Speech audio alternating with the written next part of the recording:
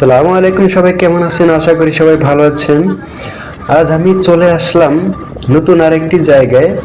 তো চলুন আজকে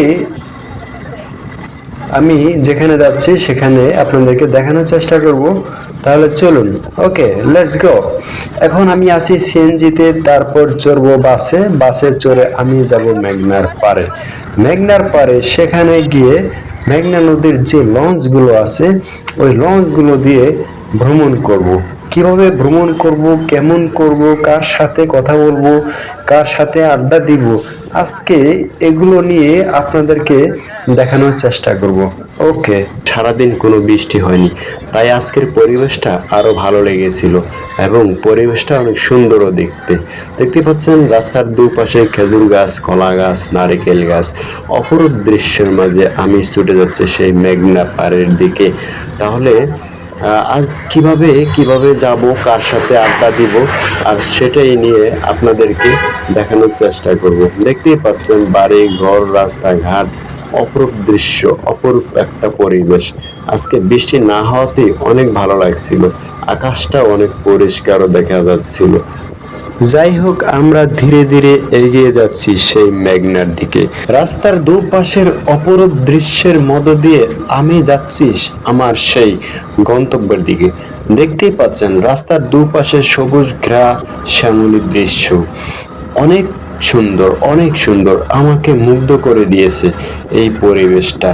যতবারই আসি ততবারই খুবই ভালো লাগে এই পরিবেশটার দিকে তাকালে।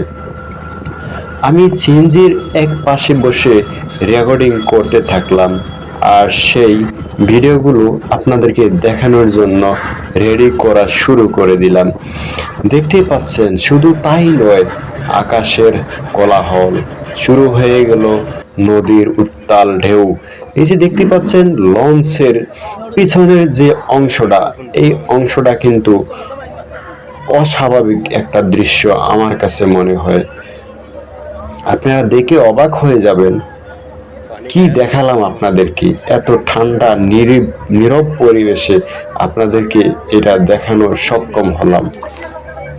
দেখতে দেখতে চলে আসলাম সেই চাঁদপুর মেঘনা নদীর পাড়ে।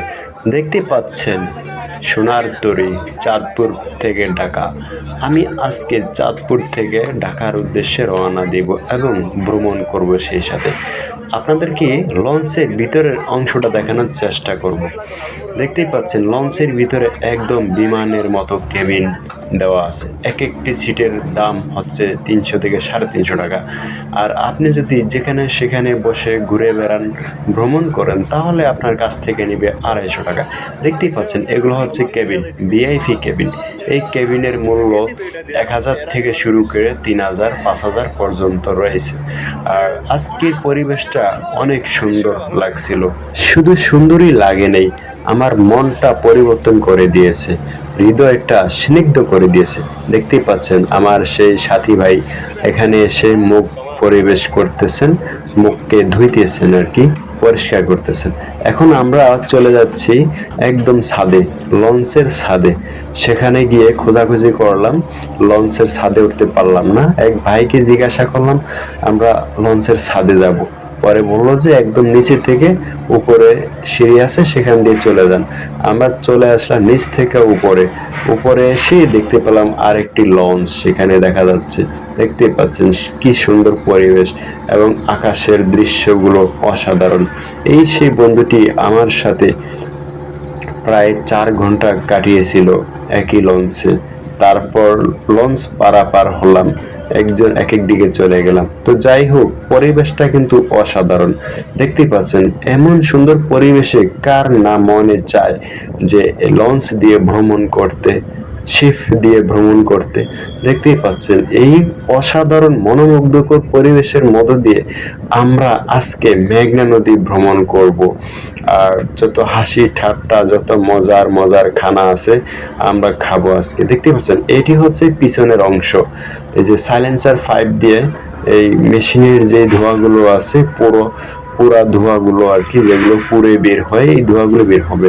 আমার বন্ধুরা দেখতে পাচ্ছেন উপর থেকে, একদম লঞ্চের ছাদের উপর থেকে দৃশ্যগুলো দেখাচ্ছি আপনাদেরকে। আর এটা হচ্ছে হলো লঞ্চের একদম সামনের অংশ, যেটাকে আন্নি বা যাই হোক, এটা আমি পুরোপুরি জানি না, আমরা ছোটবেলায় আন্নি বলতাম আর কি। দেখতে পাচ্ছেন কি ঢেউ, দুটা মেশিনের গর্জনে পুরো জাহাজটিকে টেনে নিয়ে যাচ্ছে সামনের দিকে, সমস্ত বাধা বিপত্তিকে অতিক্রম করে নিয়ে যাচ্ছে সামনের দিকে। আপনাদেরকে সামান্য সামান্য করে কিছু দেখানোর চেষ্টা করলাম। এখন হয়তো অন্য সাইডে চলে যাব, তাহলে চলেই যাই সেই অন্য সাইডে। কি আছে সেই অন্য সাইডে? দেখতে দেখতে অনেকগুলো পথ অতিক্রম করে ফেললাম, এবার চলে আসলাম একদম পিছনের অংশে, যেখানে মেশিনের শেপ যেটাকে বলে, ফাঁকা যেটাকে বলে, সেই ফাঁকার দুর্দান্ত গতিতে যে পানিগুলো পিছনে ছুটে যাচ্ছে, আর সেই ছোটাছুটির ফলে জাহাজ এগিয়ে যাচ্ছে সামনের দিকে। দেখতেই পাচ্ছেন জাহাজ প্রায় 70 থেকে 80 কিলো গতিতে চলছিল সেদিনকার। আর এটা হচ্ছে ভিতরের অংশ। আমি আবারও একটু পিছনে চলে আসলাম আপনাদেরকে দেখানোর জন্য কিভাবে পানিগুলো উত্তপ্ত হয়। আর এটা হচ্ছে পিছনের অংশ, কিভাবে পুরানো ধোঁয়াগুলো বের হয়, আর সেটাই দেখালাম আপনাদেরকে। অনেক সুন্দর লাগছিল পিছন থেকে, দুইটা মেশিনের ধোঁয়া একসাথে বের হচ্ছে, অবাক করার দৃশ্য। এমন দৃশ্য সচরাচর সামনে পড়েনি, আজকে দেখালাম। সেই নীরব পরিবেশে আপনাদেরকে নিয়ে আসলাম, এবং মাঝে মাঝে পরিবেশটা অনেক উত্তপ্ত হয়ে যায় এবং ঢেউ প্রায় 5 থেকে 6 ফুট উঁচুতেও হয় অনেক সময়, কিন্তু আজকে তার বিপরীত দেখলাম। এই যে দেখতেই পাচ্ছেন পাশে জাহাজগুলো বরিশাল থেকে ঢাকা যাচ্ছে, ঢাকা থেকে চিটাগং যাচ্ছে। আমি আবারও চলে আসলাম পিছনের দিকে দেখানোর জন্য, বারবার চলে আসি এই পিছনে, কেমনটা পিছনের দৃশ্য, তাই বারবার দেখানোর চেষ্টা করি। আর এখানেই রান্না বান্নার কাজ হয়, এখানে যাত্রীরা এসে খাবার খেতে পারেন ইলিশ মাছ দিয়ে, সেই চাঁদপুরের ইলিশ মাছ। সবাই ভালো থাকবেন, সুস্থ থাকবেন, ফলো দিয়ে সাথে থাকবেন। আল্লাহ হাফেজ, ধন্যবাদ।